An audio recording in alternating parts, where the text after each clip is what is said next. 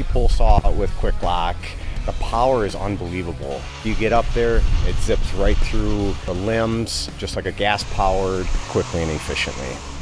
The pole saw has enough power to do anything that I need done. The throttle response of the tool is great. Once you press the trigger, it gives immediate power, starts cutting fast, and gets the job done. It's helpful to get full throttle right away because you're making contact with that branch and you need that cutting power.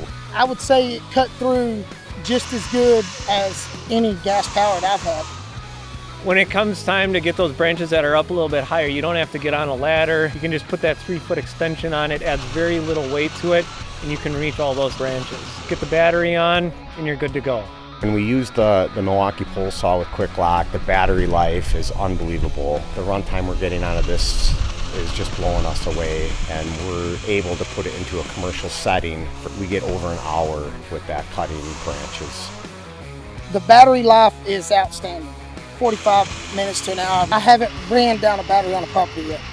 One power head and multiple attachments to go in it, the efficiency level just goes through the roof. We're able to switch out from task to task without having to have multiple tools that takes up more space in the truck. The QUIK-LOK system is definitely heavy duty and commercial grade.